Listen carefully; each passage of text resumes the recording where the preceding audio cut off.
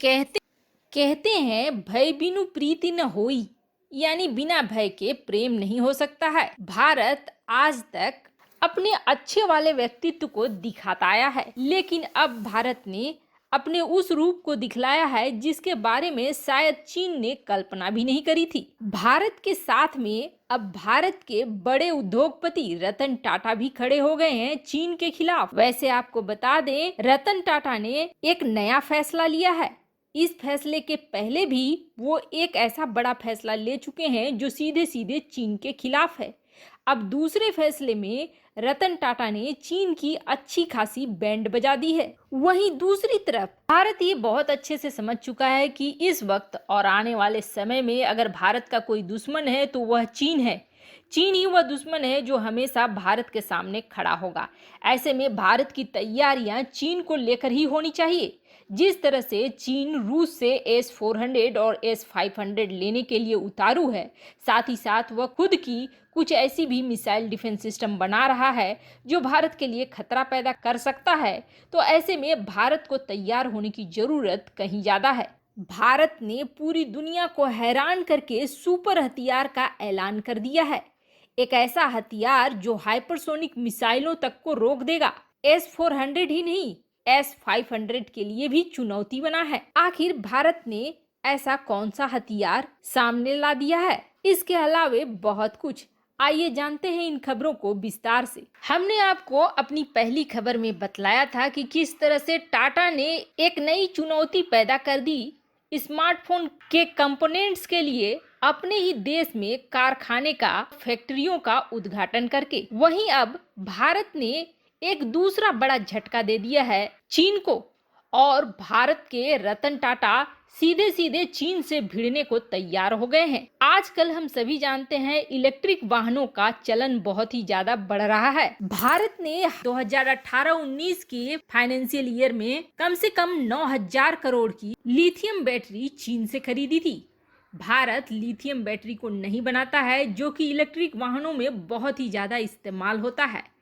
यह चीन में बनते हैं और भारत विवश होता है इसे खरीदने के लिए चीन से। भारत में आज लगभग सारे कार निर्माता कंपनी चीन या विदेशों से ही लिथियम बैटरी को मंगवाते हैं, जिससे भारत आते आते इसकी लागत और भी ज्यादा बढ़ जाती है। यही वजह है कि इलेक्ट्रिक वाहन जितने ज्यादा तेजी से इस्तेमाल हो रहे हैं पश्चिमी देशों में, उतनी तेजी भारत में देखने को नहीं मिल रही है। और सबसे बड़ी बात यह है कि दुनिया भर में जितनी लिथियम बैटरी का इस्तेमाल होता है उसका 60%, जो कि एक बड़ा भाग है, चीन बनाता है। आने वाले भविष्य को देखते हुए चीन ने इस बाजार पर पूरी तरीके से कब्जा करके रखा हुआ है।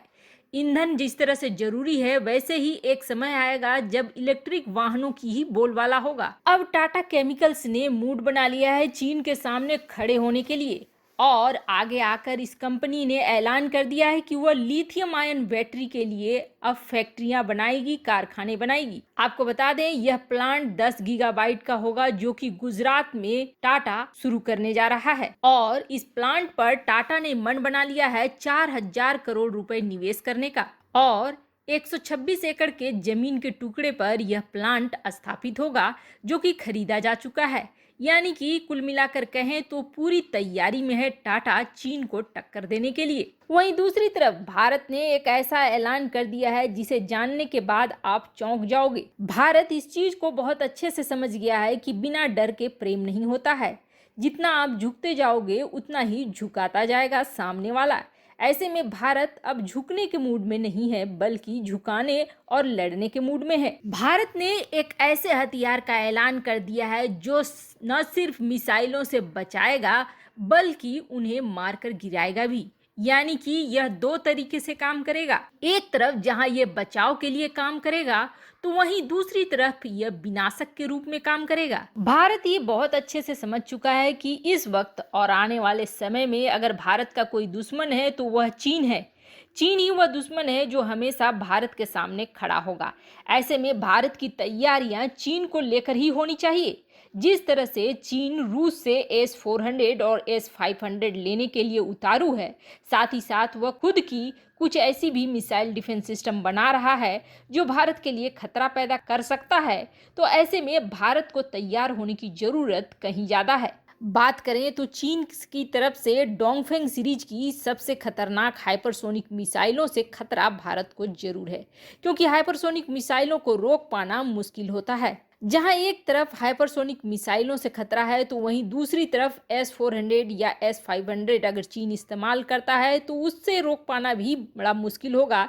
यानी कि खतरा दोनों ही तरफ से है। भारत ने इस चीज का तोड़ निकाला है, जिसके लिए इमरजेंसी फंड देते हुए बाकी सारे कामकाजों को कह दिया गया है कि रोक कर इसे पहले नंबर पर पूरा किया जाए। भारत ने स्वार्म ड्रोन सिस्टम को बनाना शुरू कर दिया है। आखिर क्या होता है ये, तो ये आप समझ लीजिए कि ड्रोनों का झुंड होता है। कोई भी बड़ी हो या छोटी हो मिसाइल डिफेंस सिस्टम, उनकी कुछ कमजोरियां होती हैं, जैसे कि वो एक साथ बहुत ज्यादा टारगेट को हिट नहीं कर सकते हैं। वे सीमित संख्या में ही टारगेट को लक्ष्य बना सकते हैं। ऐसे में भारत ने चीन के S-400 या S-500 का तोड़ निकाला है स्वार्म ड्रोन का, यानी ड्रोनों के झुंड का इस्तेमाल करके। जब ड्रोनों का झुंड इस्तेमाल किया जाएगा तो जाहिर सी बात है कोई भी मिसाइल डिफेंस सिस्टम कंफ्यूज हो जाएगा और ऐसे में वह पूरे झुंड को टारगेट नहीं बना पाएगा और खुद शिकार बन जाएगा, क्योंकि ये ड्रोन ऐसे होते हैं जो खुद को ब्लास्ट कर देते हैं टारगेट पर गिर के, यानी कि एक तरह से आत्मघाती ड्रोन होते हैं। भारत ने अब तय किया है कि अपने लड़ाकू विमान में इन ड्रोनों का इस्तेमाल करेगा 24 की संख्या में। यानी कि सबसे पहले ये लड़ाकू विमान जाएंगे, ड्रोनों को छोड़ देंगे और ये ड्रोन सीधे सीधे हमला करेंगे S-400 या मिसाइल डिफेंस सिस्टम पर। जाहिर सी बात है रडार इन सारे को ट्रैक कर पाने में सक्षम नहीं होगा और ऐसे में ये ड्रोन अपना काम कर जाएंगे। और यही काट हाइपरसोनिक मिसाइलों के लिए भी है, ये झुंड उन पर भी छोड़े जाएंगे। इसका साफ मतलब ये है कि कितनी भी तेजी से जा रहा हो या कितनी भी अपनी दिशा को बदल रहा हो मिसाइल, यह किसी न किसी ड्रोन से जरूर टकराएगा और ब्लास्ट हो जाएगा। ड्रोनों के झुंड का बहुत ही अच्छे तरीके से इस्तेमाल करने के लिए भारत ने बड़ी प्लानिंग कर ली है। वैसे आपको क्या लगता है, क्या भारत की यह प्लानिंग सफल होगी? कमेंट कर अपनी राय जरूर बताएं। जल्द मिलते हैं अगले वीडियो में नई खबर के साथ।